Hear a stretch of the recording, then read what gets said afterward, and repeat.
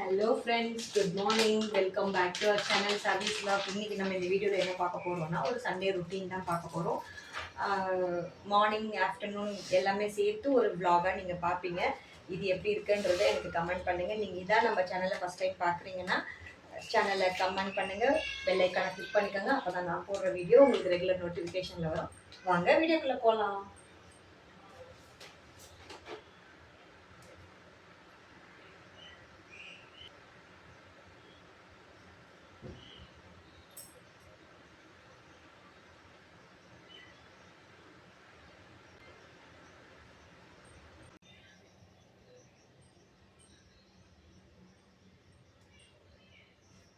So இன்றைக்கி Sunday மார்னிங்கா. So இன்றைக்கி என்ன பிரேக்ஃபாஸ்ட் பண்ணுறேன், இன்றைக்கி என்ன லஞ்ச் பண்ணுறேன் அப்படின்றத நீங்கள் ஒரு vlog-ஆ பாருங்கள். என்னால் முடிஞ்ச அளவுக்கு நான் உங்களுக்கு பெஸ்ட்டாக கொடுக்குறேன். நீங்கள் இதான் நம்ம சேனலில் ஃபஸ்ட் டைம் பார்க்குறீங்கன்னா சேனலை சப்ஸ்கிரைப் பண்ணுங்கள், கமெண்ட் பண்ணுங்கள், பெல் ஐக்கானை கிளிக் பண்ணிக்கோங்க. அப்போ தான் நான் போடுற வீடியோ உங்களுக்கு ரெகுலர் நோட்டிஃபிகேஷனில் வரும். வாங்க இப்போ வீடியோக்குள்ளே போகலாம். நம்ம இப்போ காலையில் எந்திரிச்சு ஒரு சூப்பரான காஃபி குடிக்கலன்னா எப்படி இன்னைக்கு டே எப்படி போகும்? ஸோ அதனால் ஃபஸ்ட்டு வேலை நம்மளுக்கு சாமி கும்பிட்டுட்டு விளக்கேற்றிட்டு காஃபி குடிக்கிறது தான் ஃபஸ்ட்டு வேலை. ஸோ அதை நம்ம பார்ப்போம். காஃபி குடிக்கலன்னா அன்றைக்கி டேவே ரொம்ப சோர்வாக போகிற மாதிரி இருக்கும். ஸோ அதனால தான் நான் எப்போவுமே காலையில் எந்திரிச்சோடனே ஃபஸ்ட்டு ஒரு காஃபி குடிக்கிறேன். இது வந்து எனக்கு இப்போ இல்லை, சின்ன வயசுலேருந்தே இது எனக்கு பழக்கம். காலையில் எந்திரிச்சோடனே ஒரு காஃபி இல்லை டீ. ஆக்சுவலி நான் முன்னாடிலாம் டீ தான் குடிச்சிட்டு இருந்தேன். ரொம்ப ஃபார் த பிகினிங் எல்லாம் நான் ரொம்ப டீ தான் குடிப்பேன். நான் எங்கள் மாமியார் வீட்டுக்கு போனதுக்கப்புறம் அங்கே எல்லாருமே காஃபி லவ்வர்ஸாக இருந்தாங்க. ஸோ அதனால் நானுமே காஃபிக்கு பழகிட்டேன்.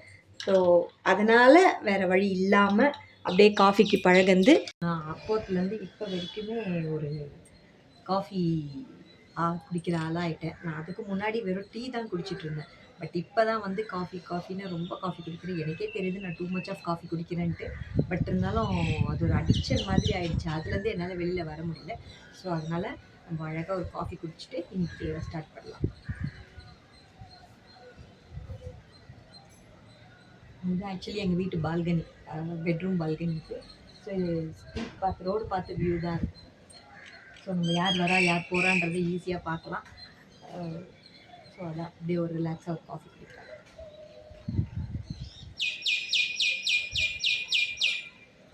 காலையில் இந்த பேர்ட்ஸ் கத்துறதெல்லாம் கேட்கும்போது ரொம்ப நல்லாயிருக்கு, ஒரு ரெஃப்ரெஷிங்காக இருக்குது. காலையில் எழுந்திரிச்சி இந்த மாதிரிலாம் பார்க்கும்போது கேட்கும்போதும் ரொம்ப ரெஃப்ரெஷிங்காக இருக்குது. ஸோ வாங்க இந்த காஃபியை குடிச்சிட்டு நம்ம அடுத்த வேலையை பார்க்கலாம்.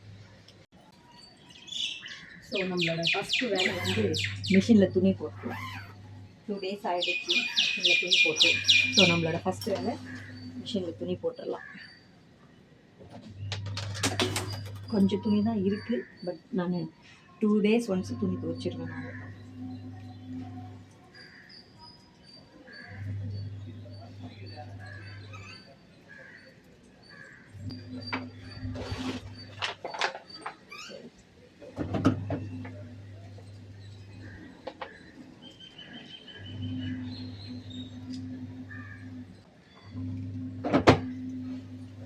நான் துணி மிஷினில் போட்டாச்சு. நெக்ஸ்ட் வேலை என்னன்றதை நான் உள்ளே வந்து உங்களுக்கு சொல்கிறேன். ஸோ இன்னும் எனக்கு டீ போடணும். ஸோ நான் இருந்த பாலில் காஃபி குடிச்சிட்டேன். ஸோ இப்போ அவங்களுக்கு டீ போடுறதுக்காக பால் காய்ச்சிட்டு அப்படியே அவங்களுக்கும் கொஞ்சம் டீயை போட்டு கொடுத்துட்டோன்னா பெரிய வேலை முடிஞ்சிடும்.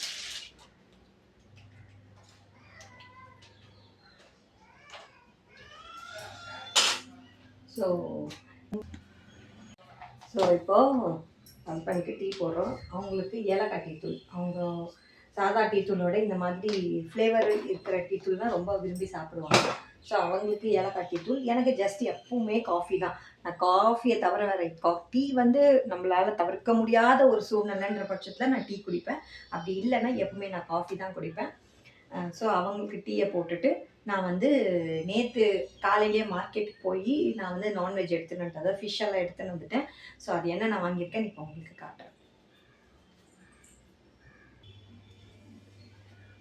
ஸோ இங்கே பார்த்தீங்கன்னா ஐல மீன், அதாவது இங்கே வந்து இதை வந்து கவலை மீனுன்னு சொல்லுவாங்க. எங்கள் ஊரில், அதாவது எங்கள் மாமியார் ஊர் சைடெல்லாம் வந்து இதை வந்து ஐல மீனுன்னு சொல்லுவாங்க. ஸோ இதுதான் எங்கள் ஹஸ்பண்ட் சாப்பிடுவாங்க. ஸோ அதனால் அவங்களுக்காக இது ஒரு 1/2 கேஜி வாங்கிட்டு வந்துட்டேன். அவங்களுக்கு குழம்பு வச்சு அவங்க ஃப்ரை பண்ணிக்குவாங்க. ஃப்ரை நான் பண்ணி கொடுத்துருவேன்.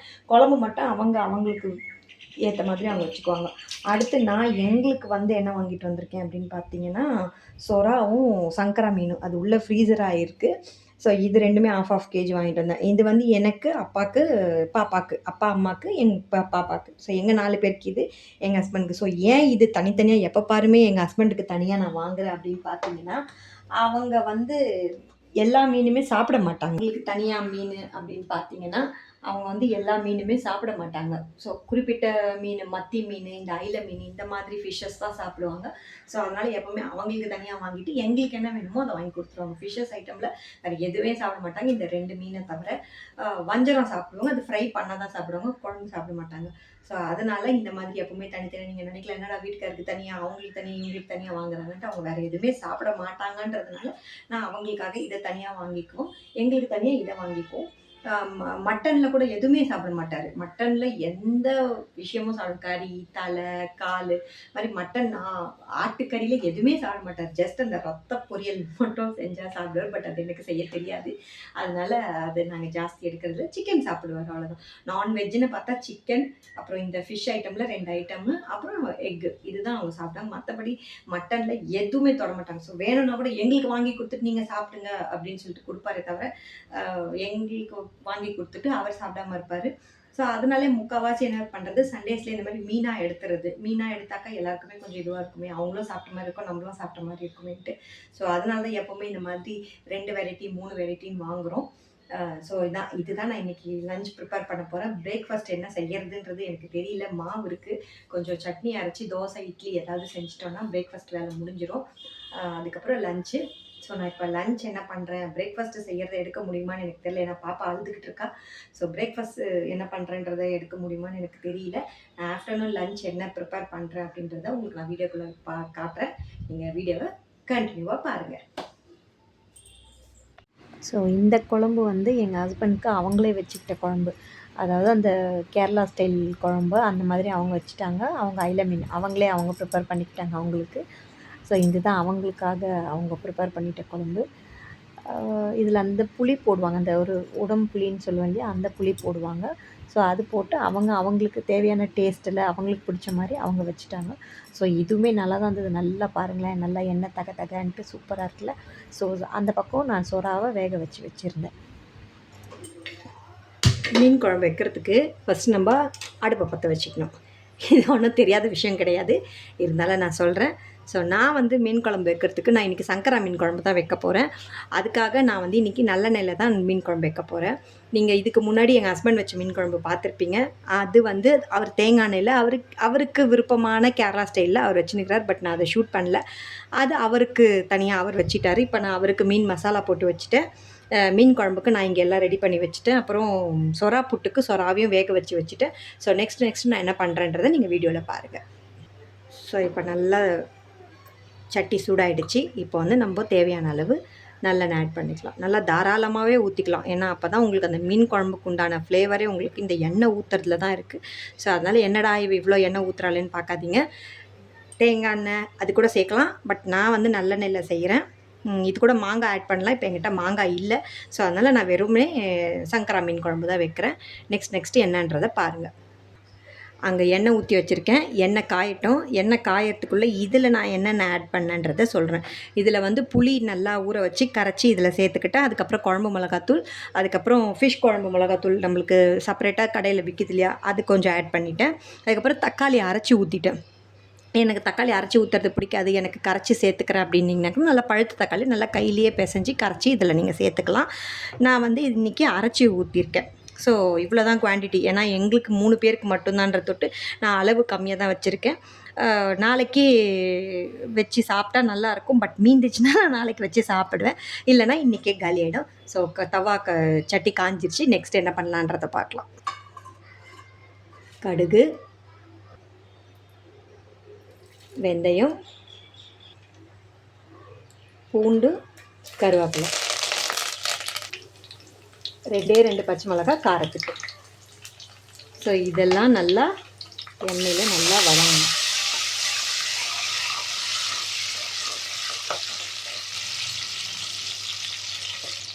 இப்போ நம்ம கட் பண்ணி எடுத்துருக்கிற வெங்காயத்தை ஆட் பண்ணிக்கலாம்.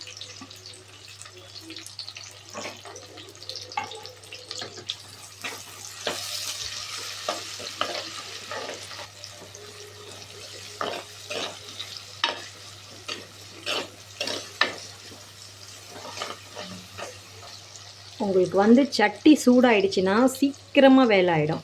உங்களுக்கு நார்மலாக நம்ம கடாயிலலாம் செய்கிற மாதிரி இதில் லேட் ஆகாது, சீக்கிரமாக ஆகிடும். ஸோ இப்போ நெக்ஸ்ட்டு வந்து நான் தக்காளி ஆட் பண்ணிட்டேன். ஸோ அதையும் போட்டு நம்ம நல்லா வதக்கிக்கலாம்.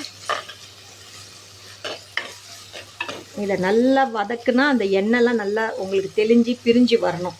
ஸோ அப்போ உங்களுக்கு நல்லா டேஸ்ட்டாக இருக்கும். நீங்கள் நார்மல் எண்ணெயை சேர்க்குறத விட நல்லெண்ணெயில் நீங்கள் மீன் குழம்பு வச்சு பாருங்கள், அதோட டேஸ்ட்டே தனியாக இருக்கும். கொஞ்சோண்டு இஞ்சி பூண்டு பேஸ்ட்டு, இது வந்து டேஸ்ட்டுக்கு தான். இது வேணும்னா நீங்கள் சேர்த்துக்கலாம், வேண்டான்னா நீங்கள் ஸ்கிப் பண்ணிக்கலாம்.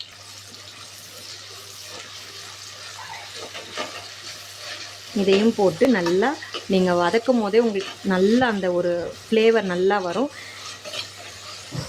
மீன் குழம்பு வைக்கிறது எல்லாருக்குமே தெரியும், பட் என்னோடய ஸ்டைலில் நான் எப்படி வைக்கிறேன் அப்படின்றத தான் நான் உங்கள்கிட்ட ஷேர் பண்ணுறேன். ஸோ இப்போ பாருங்கள் நல்லா வதங்கிடுச்சு. இப்போ இந்த ஸ்டேஜில் நம்ம இங்கே கரைச்சி வச்சுருக்கோம்ல, அந்த இது மீன் குழம்புக்கு எல்லாம் தேவையானதெல்லாம் கரைச்சி வச்சுருக்கோம்ல, அதை வந்து இப்போ இதில் நம்ம சேர்த்துக்கலாம். இப்போ நீங்கள் இதில் தண்ணி எதுவுமே ஆட் பண்ணாதீங்க, ஏன்னா நம்ம கரைக்கும் போதே எல்லாமே சேர்த்து தான் ஆட் பண்ணியிருக்கோம். ஸோ அதனால் நீங்கள் எதுவுமே நீங்கள் தேவை இதுவாக இல்லை. ஒருவேளை உங்களுக்கு ரொம்ப கெட்டியாக இருந்ததுன்னா வேணால் நீங்கள் தண்ணி சேர்த்துக்கங்க. எனக்கு இது கரெக்டான பதமாக இருக்குது, ஸோ அதனால் நான் தண்ணி சேர்க்கலை. இப்போ இது நல்லா கொதி வந்ததுக்கப்புறம் அந்த பச்சை வாசனை, ஏன்னா நம்ம மிளகாத்தூள்லாம் நம்ம ராவாக போட்டிருக்கோம், அந்த பச்சை வாசனைலாம் போனதுக்கப்புறம் நம்ம ஃபிஷ்ஷை போட்டு ஒரு 2 கொதி விட்டு இறக்கிடணும், அவ்வளோதான். இது கொதிச்சதுக்கப்புறம் நம்ம ஃபிஷ்ஷு போடலாம். ஸோ அதுக்குள்ளே எங்கள் வீட்டுக்கார் கடைக்கு போயிட்டு வரும்போது எனக்கும் பாப்பாக்கும் ஜூஸ் வாங்கிட்டு வந்தார். ஸோ இந்த வெயிலில் நின்று நம்ம சமைக்கிறதுக்கு ஒரு ரெஃப்ரெஷிங்காக ஒரு சூப்பரான ஒரு ஜூஸ் நம்ம குடிக்கலாம். இது வந்து ஆரஞ்சு ஜூஸ். ஸோ இது வந்து நம்ம ஹெல்த்துக்கும் நல்லது. கடையில் வாங்கினது தான், பட் ஹெல்த்துக்கு ரொம்ப நல்லது. ஸோ அதனால் வாங்கிட்டு வந்தார், இதை நான் குடிக்கிறேன். ஸோ முடிஞ்ச அளவுக்கு இந்த சம்மருக்கு நம்மளை எவ்வளோ ஹைட்ரேட்டடாக வச்சுக்கிறோமோ அவ்வளோ நல்லது. ஏன்னா வெயிலுக்கு வந்து நம்மளால் வந்து உடம்புல வந்து ஹைட்ரேட்டட் குறையாமல் வச்சுக்கணும். ஸோ அதனால் இந்த மாதிரி அடிக்கடி ஜூஸ் குடிக்கிறது நல்லது. ஜூஸுன்னு நான் சொல்ல வரல, மேக்ஸிமம் ஒரு நாளைக்கு அட்லீஸ்ட் ஒரு 2 லிட்டர்ஸ் தண்ணியாவது குடிச்சிக்கோங்க, அதுதான் உடம்புக்கு நல்லது. ஸோ ஜூஸ் குடிக்கலாம் நம்ம.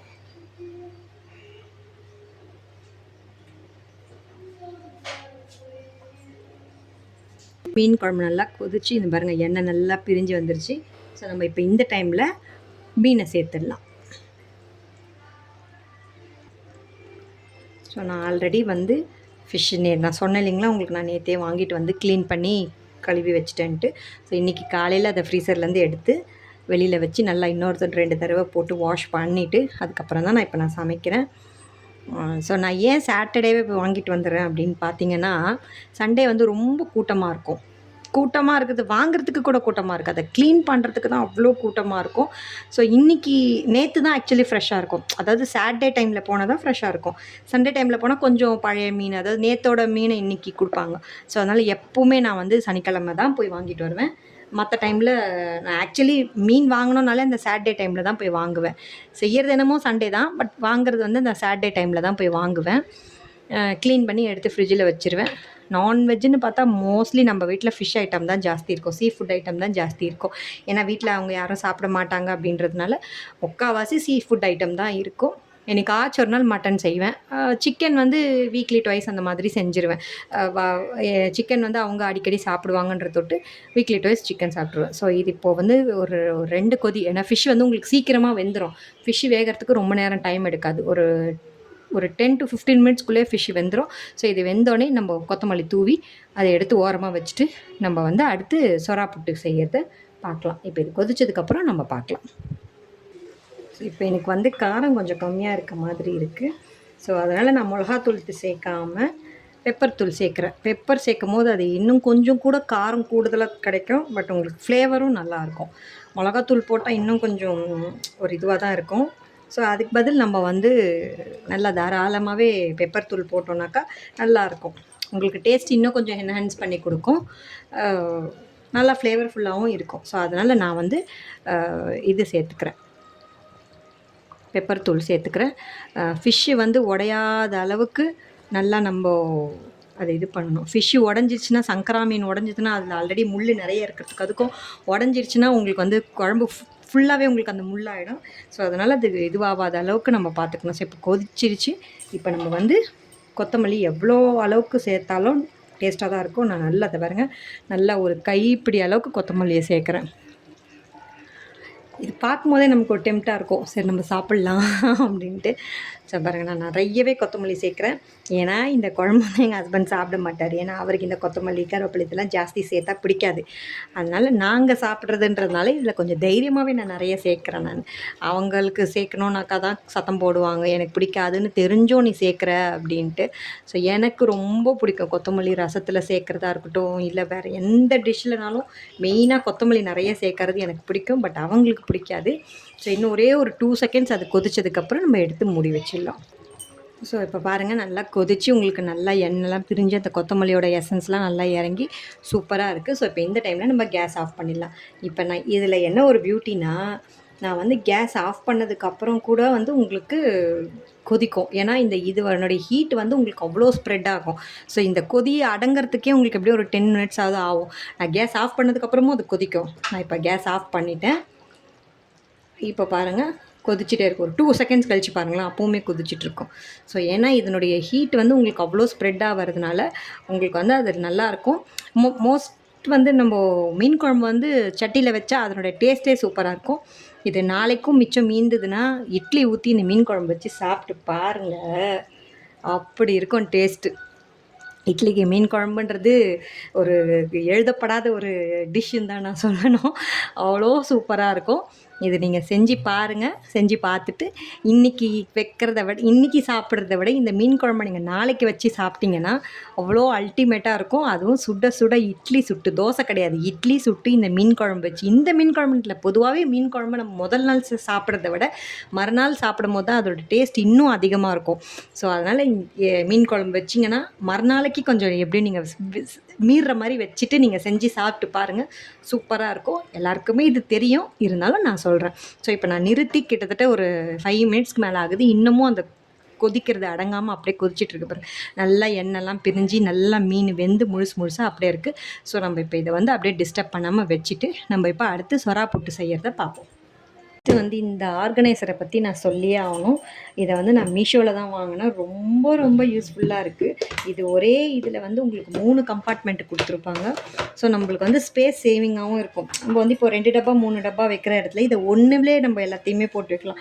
நான் இதில் வந்து பச்சை மிளகா, இஞ்சி போட்டு வச்சுருக்கேன். நம்மளுக்கு இது வேறு ஏதாவது வேணும்னா கூட தக்காளி, லெமனு அந்த மாதிரி விஷயங்கள் கூட நம்ம போட்டு வைக்கலாம். இது நம்ம டிட்டாச்சபிள் தான். இது நம்ம எடுத்து கூட வாஷ் பண்ணி யூஸ் பண்ணிக்கலாம். இது ரொம்ப எனக்கு இப்போ கம்ஃபர்டபுளாக இருக்குது. இந்த ஆர்கனைசர் வந்து ஃப்ரிட்ஜ் ஆர்கனைசரில் இது ரொம்ப கம்ஃபர்டபுளாக இருக்குது. பட் நமக்கு உள்ளே என்ன இருக்குன்றதும் நமக்கு இதுவாக நல்லா தெரியும் நமக்கு. ஸோ சூப்பரான ஒரு ஆர்கனைசர். இதை உங்கள் கூட ஷேர் பண்ணணும்னு நினச்சேன். உங்களுக்கும் தேவைன்னா இதை நீங்கள் மீஷோலையோ இல்லை அமேசான்லேயோ ஃப்ளிப்கார்ட்லேயோ பர்ச்சேஸ் பண்ணிக்கோங்க. சரி, அதே மாதிரி இந்த சாப்பரும் உங்களுக்கு நான் நேற்று காமிச்சிருப்பேன். இப்போ இதில் வந்து நான் வந்து சொரா புட்டுக்கு தேவையான இஞ்சி பூண்டை நான் போட்டிருக்கேன். இதை நான் எவ்வளோ ஃபைனாக பொடியாக கட் பண்ணுறேன்னு பாருங்கள். இதெல்லாம் வந்து நம்ம வீட்டுக்கு ரொம்ப தேவையான ஒரு விஷயம் தான் நான் சொல்லுவேன். கேட்குது உங்களுக்கு சத்தம்?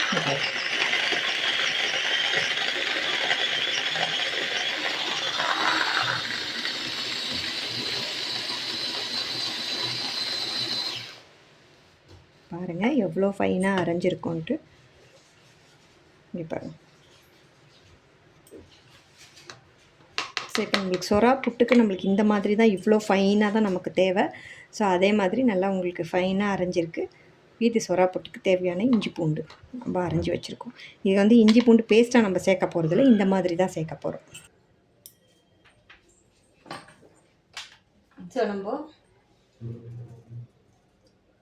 ஸோ நம்ம இதையுமே வந்து சாப்பரில் போட்டு நம்ம சாப் பண்ணிக்கலாம்.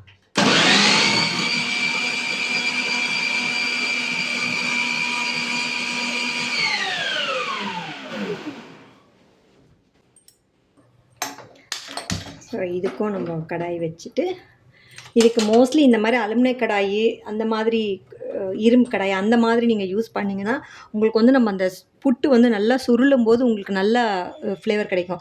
நம்ம நார்மல் ஸ்டீல் கடாய், இப்போ ட்ரைப்ளை கடாயெல்லாம் வருது இல்லையா, அந்த மாதிரி யூஸ் பண்ணாமல் இந்த மாதிரி அலுமினிய கடாய், இல்லை இரும்பு கடாய், கேஸ்டர் அயன் கடாய் இருக்கு இல்லையா, அந்த மாதிரி கடாய் நீங்கள் யூஸ் பண்ணும்போது உங்களுக்கு வந்து அது நல்லா நம்ம வதக்கி விட்டுட்டே இருப்போம்ல, அது வதங்க வதங்க நல்லா சுருளும் இல்லையா. ஸோ நம்மளுக்கு ஒரு முட்டை பொரியல் மாதிரி, முட்டை பொடி மாஸ் மாதிரி அந்த பதத்துக்கு தானே அது வரும். ஸோ அப்போ அந்த மாதிரி இருக்கும்போது இந்த மாதிரி பாத்திரத்தில் நீங்கள் செஞ்சிங்கன்னா இன்னுமே கூட நல்ல ஹெல்த்தியாக இருக்கும். மோஸ்ட்லி இப்போ என்னென்னா எல்லாருமே வந்து இப்போ இரும்பு ஸ்டீல் இந்த நான்ஸ்டிக்கெல்லாம் யூஸ் பண்ணாமல் இந்த மாதிரி ஸ்டீலு இரும்பு கடாய் இந்த மாதிரி தான் யூஸ் பண்ணுறாங்க. நம்மளும் அந்த மாதிரி கொஞ்சம் கொஞ்சமாக நம்மளோட திங்ஸை மாற்றி அந்த மாதிரி யூஸ் பண்ணுறது ஹெல்த்துக்கு நல்லதுன்னும் போது நம்ம அதை செய்யறதுல தப்பு இல்லை. ஸோ இந்த மாதிரி விஷயங்கள் நீங்கள் மாற்றி யூஸ் பண்ணும்போது நல்லாயிருக்கும். ஸோ இப்போது கடாய் நல்லா காஞ்சிருச்சு. இப்போ வந்து நம்ம தேவையான அளவுக்கு எண்ணெய் ஊற்றிக்கலாம். ஸோ நான் இப்போ கட்டரில் போட்டு சாப்பரில் போட்டு நான் இது பண்ணேன் இல்லையா, அது பாருங்கள் எவ்வளோ ஃபைனாக பொடியாக அரிஞ்சிருக்கு பாருங்கள். உங்களுக்கு பார்த்தாலே தெரியும், நம்ம கையில் கட் பண்ணியிருந்தால் கூட இந்த அளவுக்கு இருந்திருக்காது. பாருங்கள் எவ்வளோ ஃபைனாக இருக்குது. இந்த மாதிரி பொரியல் பண்ணும்போது, இந்த மாதிரி விஷயங்கள் பண்ணும்போது நீங்கள் இந்த மாதிரி இதில் பண்ணிங்கன்னா உங்களுக்கு கண்டிப்பாக அதை சீக்கிரமாகவும் வேலை முடியும்.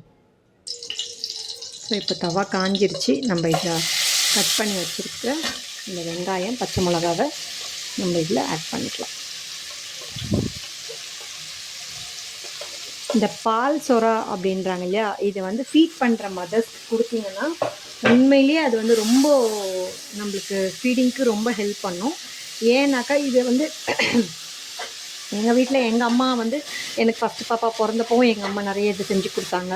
என் தங்கச்சிக்கும் சரி, எனக்கும் சரி, எக்ஸ்கியூஸ் மீ, எல்லாருக்குமே சரி இதை வந்து செஞ்சு கொடுத்தாங்க. எங்களுக்கு அது நல்லா ஹெல்ப்ஃபுல்லாக இருந்தது பிரெஸ்ட் ஃபீடிங்க்கு. ஸோ நீங்களும் இந்த மாதிரி வீட்டில் யாருனா இருந்தாங்கன்னா, ஃபீட் பண்ணுற மாம்ஸ் இருந்தாங்கன்னா இதை நீங்கள் செஞ்சு கொடுங்க. ஸோ இது நல்லா வதங்கணும். ஸோ இது இப்போ நல்லா வதங்கிடுச்சு. இப்போ வந்து நம்ம கட் பண்ணி வச்சுருக்க இஞ்சி பூண்டை அதில் ஆட் பண்ணிக்கலாம். அதையும் இதோடு சேர்த்து நல்லா வதக்கணும். இது இஞ்சி பூண்டு எதுக்கு சேர்க்குறது அப்படின்னு பார்த்தீங்கன்னா, இந்த சொரா புட்டு நம்ம செய்யும்போது சாப்பிடும்போது நமக்கு கேஸ் ஃபார்ம் ஆகும். ஸோ இந்த பூண்டு நம்ம எவ்வளோத்துக்கு நிறைய சேர்க்குறோமோ அவ்வளோத்துக்குள்ள நமக்கு வந்து கேஸ் ஃபார்ம் ஆகாது அந்த அளவுக்கு. அதுக்காக தான் இந்த பூண்டு நிறைய சேர்க்குறது. ஸோ இப்போ இது வந்து நல்லா வதங்கிடுச்சு. இப்போ இந்த டைமில் நம்ம வந்து என்ன பண்ணுறோன்னா, இந்த சொரா இருக்கு இல்லைங்களா, இதை வந்து நல்லா தோலை உரிச்சிட்டு இந்த மாதிரி உதுத்து வச்சுருக்கேன். இதை வந்து இதோட ஆட் பண்ணிவிட்டு இப்போ கலர்றதுல தான் இருக்குது. இதை நல்லா கலர உங்களுக்கு வந்து நல்லா இப்படி கலந்து கொடுத்துக்கிட்டே இருக்கணும். ஒரு 2 செகண்ட்ஸ் ஒன்ஸ் 1 செகண்ட்ஸ் ஒன்ஸு இதை வந்து இப்படி கலரி கொடுத்துட்டே இருக்கணும். இப்போ இதில் வந்து கொஞ்சம் உப்பு, அப்புறம் மஞ்சத்தூள் சேர்க்கலாம். உப்பு சேர்த்தாச்சு, மஞ்சத்தூள் சேர்த்தாச்சு. இப்போ உப்பு நம்ம தேவைக்கு தகுந்த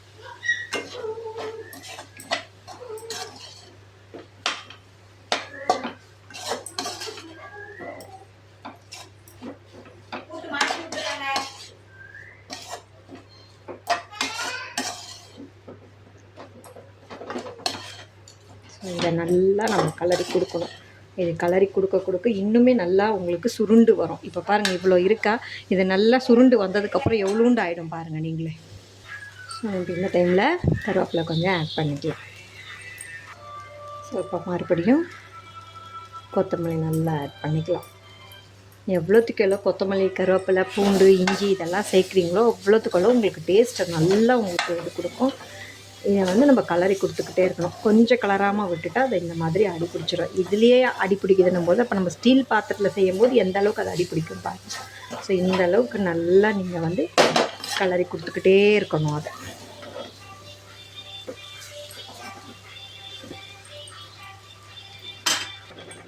ஸோ இது இப்போ நல்லா வதங்கிடுச்சு. இப்போ நம்ம இதை வேறு பாத்திரத்துக்கு மாற்றிக்கலாம்.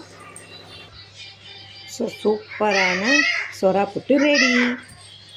சூப்பரான சமையல் ரெடி. சண்டே சமையல். இது வந்து அவங்க வச்சுக்கிட்ட மீன் குழம்பு, அயிலை மீன் குழம்பு. இது அவங்களுக்கு மட்டும்தான். இது வந்து இதில் வந்து அந்த இந்த புளி போட்டிருப்பாங்க, இந்த கேரளா அந்த புளி சொல்லியிருக்கல, அந்த புளி சேர்த்துருப்பாங்க. அந்த புளி போட்டு அவங்களுக்கு குழம்பு வச்சுக்கிட்டாங்க. இது வந்து நாங்கள் எங்களுக்கு சொரா புட்டு செஞ்சிட்டோம். இது கூட அவர் சாப்பிட மாட்டார். இது எங்களுக்காக மட்டும்தான். ஸோ எங்களுக்கு சூப்பரான கொத்தமல்லி, இஞ்சி, பூண்டெல்லாம் நிறைய போட்டு, வெங்காயம் நிறைய போட்டு சொரா புட்டு. இங்கே வந்து சூப்பரான சங்கரா மீன் குழம்பு, எண்ணெய் மிதக்க சங்கரா மீன் குழம்பு. ஸோ இன்னியோட லன்ச் அவ்வளோதான். என்னடா மூஞ்சி இப்படி இருக்குன்னு பார்க்காதீங்க, இந்த வெயிலில் நின்று செய்கிறதே மூஞ்சி இப்படி இருக்குது. ஸோ இன்றைக்கான சமையல் இவ்வளோ தான், இன்றைக்கான வீடியோவும் இவ்வளோ தான். இதோட நம்ம இந்த வீடியோ முடிச்சுக்கலாம். ஸோ தேங்க்ஸ் ஃபார் வாட்சிங். நம்ம இன்னொரு வீடியோவில் பார்க்கலாம். தேங்க்யூ, பாய்.